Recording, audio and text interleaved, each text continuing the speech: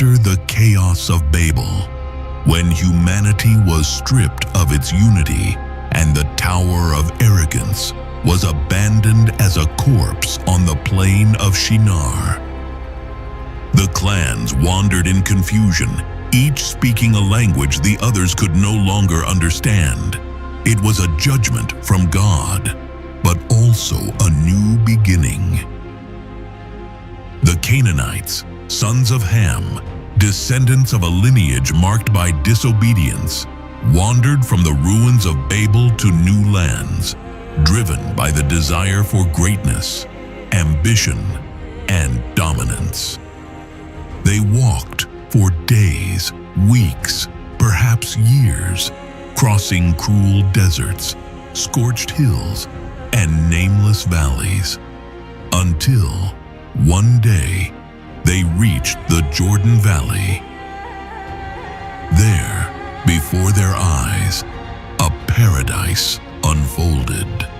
A green, damp, fertile plain covered with fruit trees, fields dancing with golden spikes of wheat, and a river that wound its way through it as if the earth itself were breathing.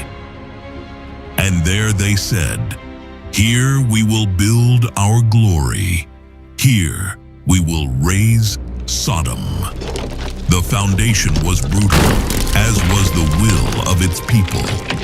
Sodom was built with blood and fire, for every stone was hard-won, every inch of land irrigated with sweat and conquest. The Canaanites worked like men possessed. They carved the rock with bronze tools, tracing straight streets that crisscrossed the city like veins of order and power. They built high, thick, invincible walls as if to challenge the world to try to enter without permission. They mastered engineering. They built perfect canals that brought the waters of the Jordan to their fields, their squares, their gardens. They dominated agriculture, and the land, as if enchanted, responded to them with abundance. Figs, dates, barley, grapes, and flax. Soon, the city began to attract distant peoples, traders from Egypt, caravans from Arabia, travelers from Anatolia. Everyone wanted to see the jewel of the plain. The houses of Sodom were tall, made of white stone, with wide doors and spacious terraces.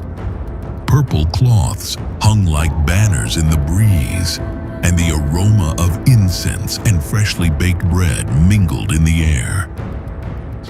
There were fountains carved with mythological scenes, hanging gardens irrigated by hidden canals, and plazas where musicians played lutes, drums, and flutes.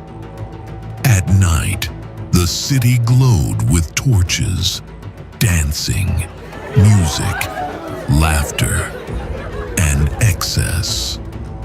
The city was rich, very rich. Trade was its lifeblood. Caravans arrived laden with gold, ivory, precious stones, perfumed oils, spiced wine, and even slaves. The blacksmiths of Sodom forged fine weapons. Sculptors carved images of gods with such vivid details they seemed to breathe. Tailors worked linen, silk, and furs, all with excellence. And when the time came to establish a throne, the people elected the most cunning, the most charismatic, the most ambitious of them all, Bera, the first king of Sodom. Bera was young, with a flawless face and a seductive tongue. She possessed the dangerous talent of making the immoral seem right and the crooked shine as virtue. She ruled with a charming smile, but behind it lurked a corruption as deep as it was silent. Under her reign, Sodom reached the height of its glory and also descended into the shadows of its darkest decadence.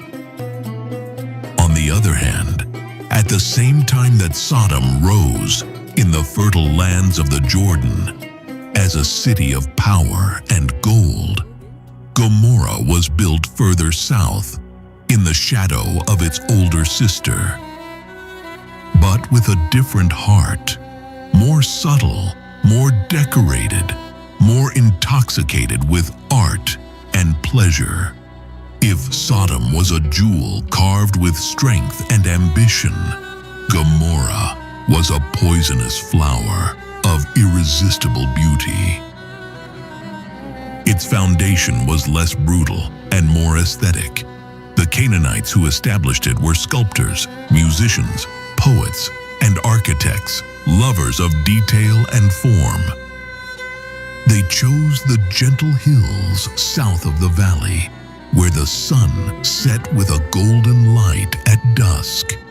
There, they built delicately decorated temples, streets of polished stone, and houses that looked like palaces, adorned with hanging gardens, curtains of linen dyed in purple and blue, and fountains where the water fell like music.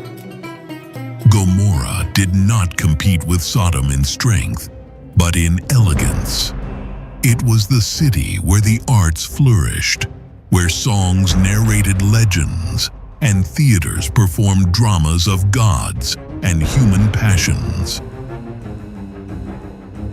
The people surrendered to the delight of the senses. Each festival was a celebration of the body, of pleasures, of boundless freedom. There, the sacred merged with the sensual. Fertility rituals became mass spectacles where men and women, drunk with wine and desire, gave themselves without shame, without morals, without conscience. The first king of Gomorrah was Birsha, a man with a sharp face, a captivating voice, and a captivating gaze. He was a master of the art of pleasing the people. Under his leadership, lust was institutionalized and pleasure became law. He ruled not with force, but with seduction.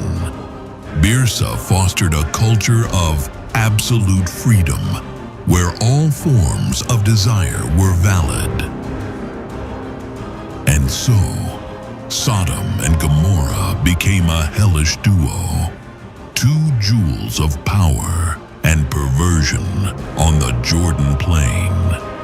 Each fueled the corruption of the other. Among the many abominations they committed was homosexuality. The first signs came with abundance. When man no longer struggles for bread, he begins to struggle against limits. And the men of Sodom, rich, lazy, and conceited, began to pervert their natural desires. They stopped seeking women and began to lust after other men, at first in secret, then among their powerful circles, and soon, without any shame, in the streets, in the squares, on the doorsteps of people's homes. This sin was not a simple hidden practice, nor a passing deviance. It was culture. It was the norm. It was an institutionalized pride. What in other nations was still considered a secret shame, in Sodom and Gomorrah was proclaimed as a symbol of freedom, as a crown of identity in the midst of a society intoxicated with itself. They boasted about their uncontrolled appetites, flaunting it as a virtue. At the king's banquets, it was common for guests to indulge in relationships with young men brought as desire offerings. There was no need to hide it. There was no need to silence it, because in Sodom the wicked were exalted, and the voice of God had been silenced by the applause of men. Temples dedicated to false gods were places where fertility was worshipped not through conjugal love, but through acts that violated all that was sacred. Men with men, priests with acolytes, old men with young men, all under the guise of a spiritual connection, all protected under the banner of a false divinity. Pleasure was their god, perversion, their liturgy. Children grew up seeing impurity as an example.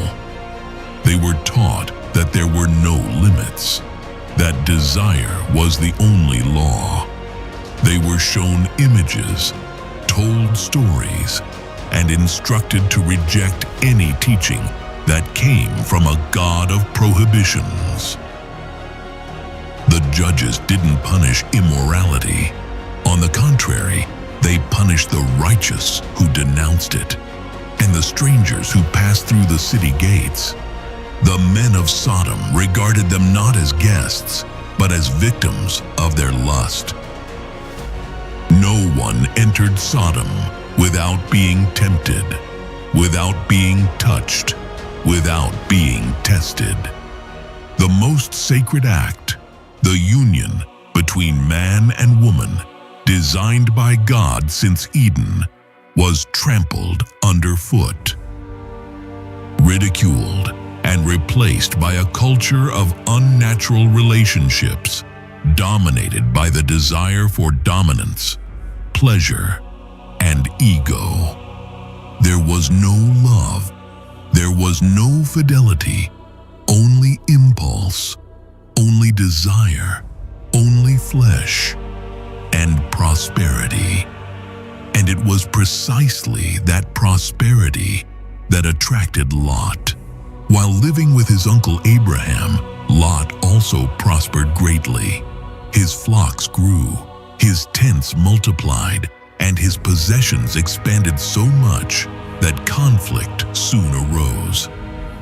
Abraham's shepherds and Lot's shepherds argued.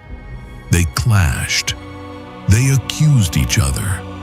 The land could no longer sustain so much blessing.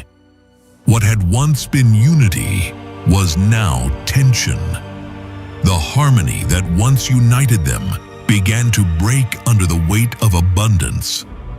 It was then that Abraham, the man of the altar, the friend of God, rose with the dignity of a father. He approached his nephew Lot, the young man he had taken in since his father's death. He looked at him tenderly, but also firmly, and said, "Let there be no strife between you and me. If you go to the left, I will go to the right. You choose first." And Lot lifted up his eyes, and what he saw changed his destiny. Before him lay the plain of the Jordan, an earthly paradise. It was like Eden before the fall. Green fields, crystal clear waters, sweet air. And there, shining like a temptation wrapped in gold, were the cities of the plain, and among them, Sodom. From afar, Sodom was a spectacle. Its towers reached the sky. Its markets sang with silver and gold coins. Its squares were filled with people, aromas, music, and laughter. It was a lively, seductive, and powerful city, and Lot fell in love with its beauty. He didn't ask God, He didn't seek advice. He just looked and wished. It was the beginning of the end. With confident steps, Lot separated from Abraham and descended toward the plain. At first, he pitched his tent near Sodom, just on the fringes. But like a lengthening shadow at dusk, Sodom's influence enveloped him. Soon, his business was within the city, then his home, then his heart. Lot lived in Sodom, in the midst of perversion, debauchery, sin, and he didn't leave. Although his righteous soul was distressed by what he saw, luxury spoke louder to him. Comfort lulled him to sleep. Silence chained him. He had sought prosperity without considering the consequences that decision would have on his family. So, blinded by abundance, he took his own path without considering the future of his family. There, in the midst of that corrupt city, Lot raised his daughters, pure young women, born under their father's faith, but exposed every day to the darkness of Sodom. They saw the perversion with their own eyes. They heard the screams that tore through the nights, witnessed the impure rituals performed in broad daylight. They walked through streets filled with men lost in homosexuality, where sin was not hidden, but celebrated with pride. They grew up in a place without an altar, where God's name was mocked, where the impure had become customary, and the sacred a forgotten memory. Despite this, Lot's daughters were betrothed to 2 men from Sodom, but they did not fear God. They were part of Sodom, born in its streets, shaped by its environment. They may not have participated in the worst excesses, but they were not righteous, holy, or obedient to the God of Abraham. And so life continued in Sodom and Gomorrah. Every day, these cities sank deeper and deeper into open and blatant rebellion against God. But God would not ignore this. The Almighty, who had been patient, who had waited, who had watched in silence, had heard the cry. A cry rose from the earth like bitter smoke, the cry of the oppressed, of the righteous scorned, of innocence profaned, reached the throne of heaven. And then judgment was decreed. But before the fire descended, God decided to visit his friend, Abraham. In the heat of the day, as the patriarch sat at the entrance of his tent, the Lord appeared to him, accompanied by 2 heavenly men. Abraham saw them, ran toward them, and honored them, not knowing that at that moment he was about to hear a sentence that would shake his heart. "The outcry against Sodom and Gomorrah is great," said the Lord, "and their sin is very grievous. I will go down now and see if they have done their wickedness." Abraham shuddered. He thought of his nephew Lot, of his family, of the possibility, however remote, that there were still righteous people left amidst so much darkness.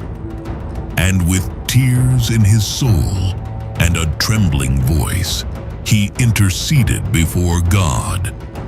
"Will you also destroy the righteous with the wicked? Lord, if there were 50 righteous, would you destroy them?" And God replied, "If I find 50 righteous people in Sodom, I will spare the whole city for their sakes." And Abraham insisted, "What if there were 45, 40, 30, 20, 10? But in every plea, the answer was the same. "If there are 10 righteous people, I will forgive." Yet, throughout the entire expanse of Sodom and Gomorrah, not even that tiny bit of light was found. Evil had contaminated everything. Even those engaged to Lot's daughters mocked the message of salvation. And then the 2 angels departed for Sodom. They came down from on high in the form of men, bearers of God's judgment. The city still sang, still laughed, still reveled in its sin, unaware that its final night had begun. When they arrived, Lot was sitting at the city gate. He wasn't there by chance. He was in his position as judge, fulfilling his duty among a wicked generation. And when he saw them, something inside him trembled. He stood up immediately, bowed low, and begged them to come into his house. They accepted his invitation and entered Lot's house. They closed the door behind them, and night fell over Sodom like a thick, silent blanket. But hell was about to break loose. It wasn't long.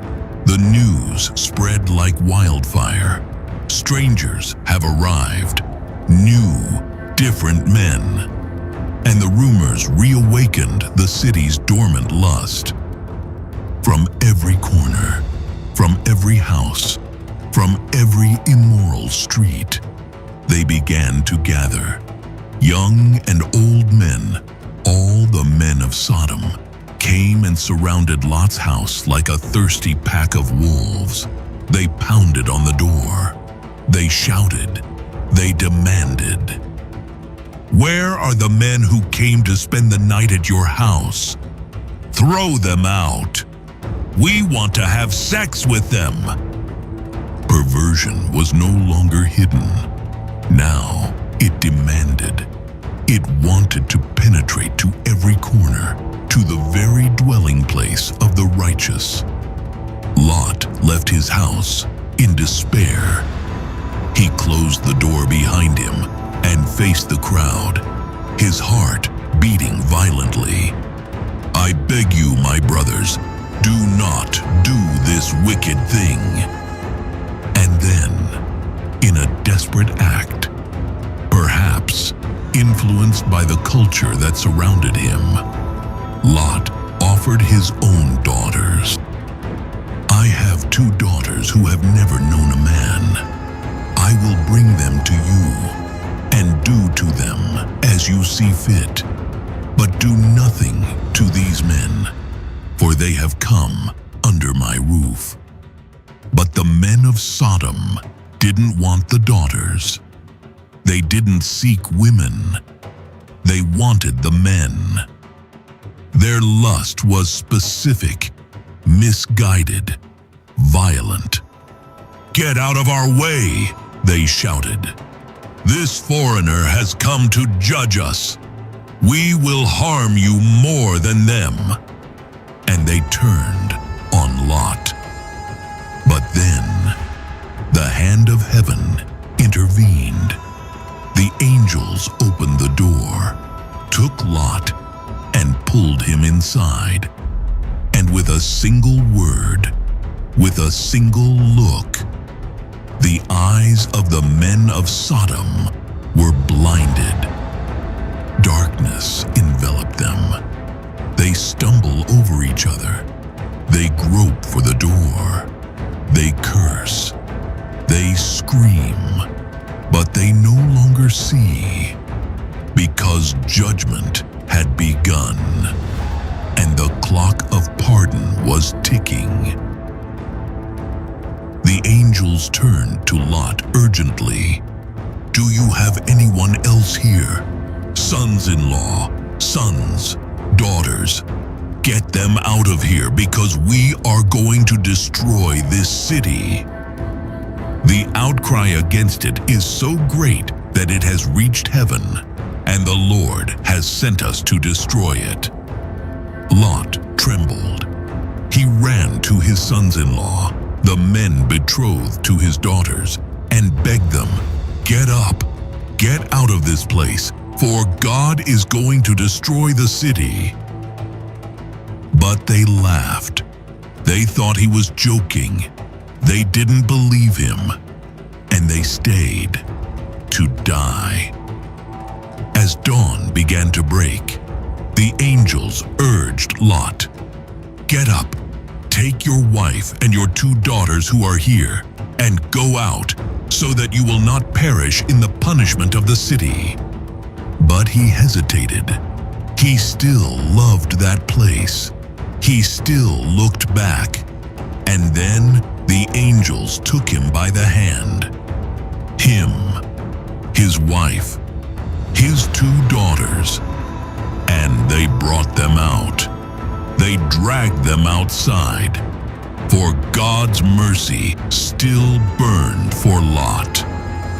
And when they were already outside, one of the angels spoke powerfully. "Escape for your life. Do not look back. Do not stop on the plain. Flee to the mountains, lest you perish." Lot ran with his family. The sun was rising. Meanwhile, the men of Sodom and Gomorrah continued their wickedness. The streets were alive at dawn, not with worship, but with sin. The bustle was not of prayer, but of mocking laughter, of polluted markets, of profane altars, of bodies offered as worship to the flesh. The drums continued to beat in the pagan temples.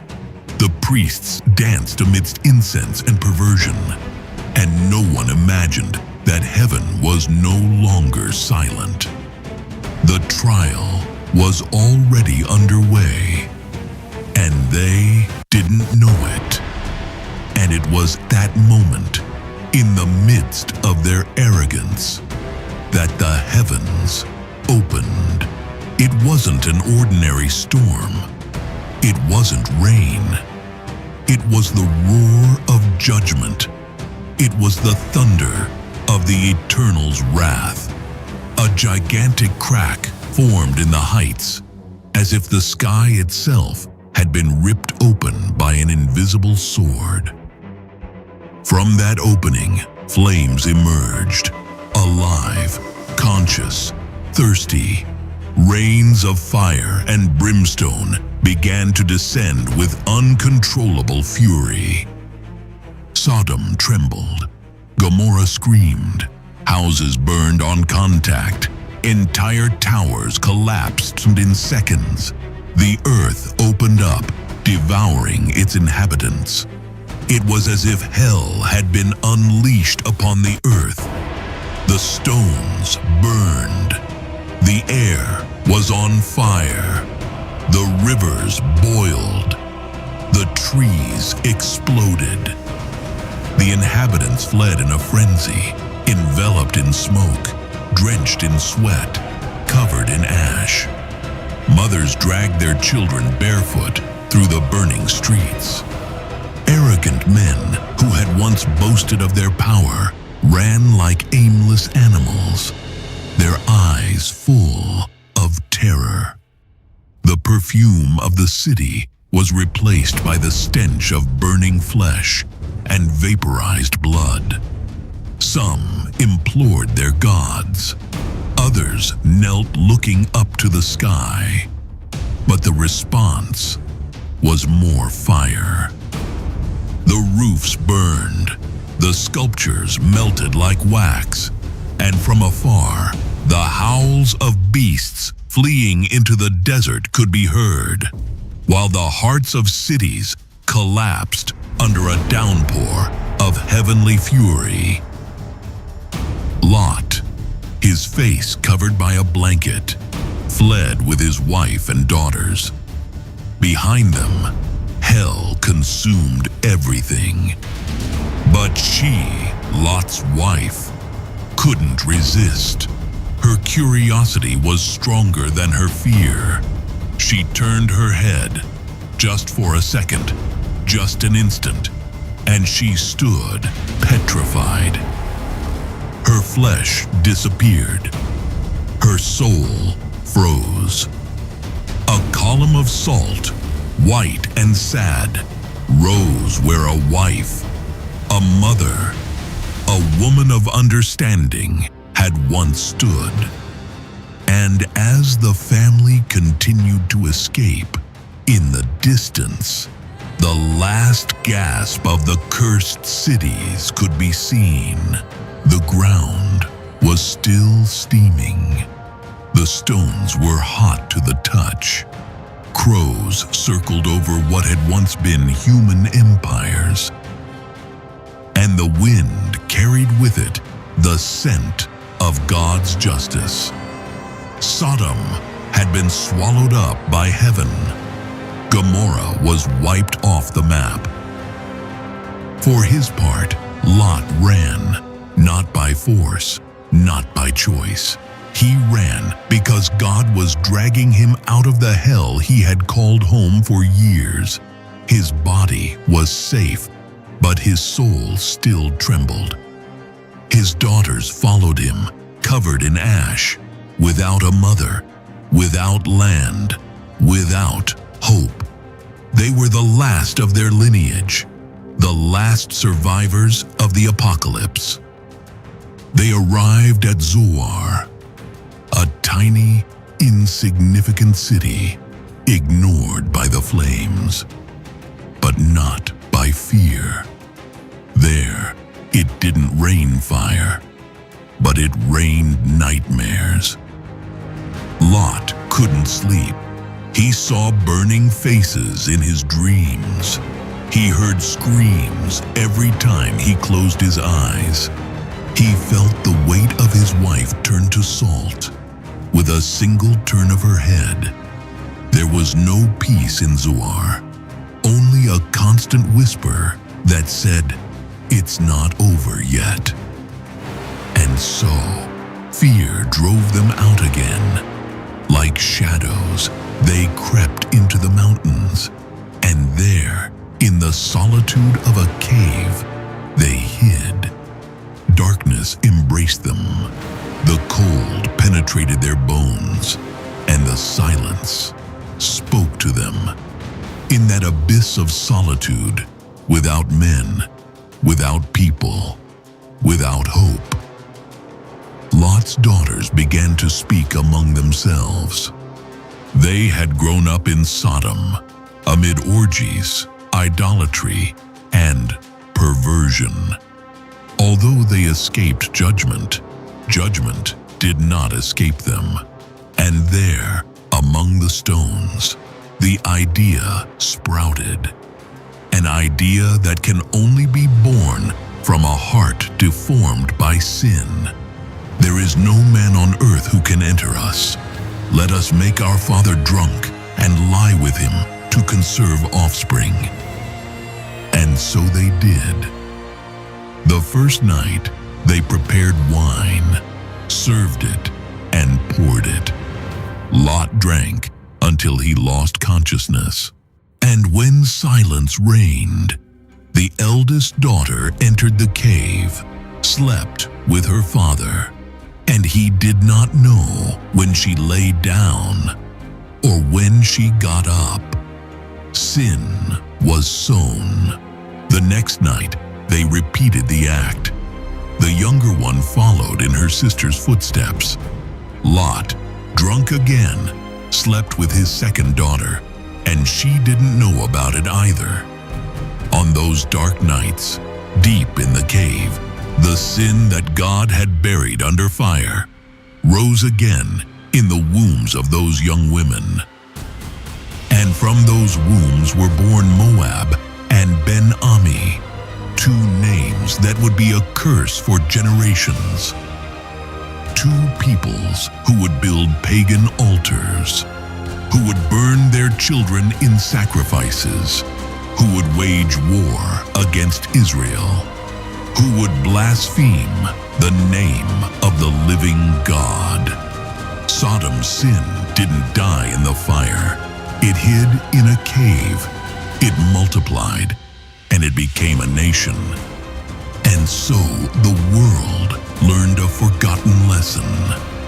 It's not enough to flee judgment. You must be transformed. Because if not, the curse that destroyed a city will settle in your lineage.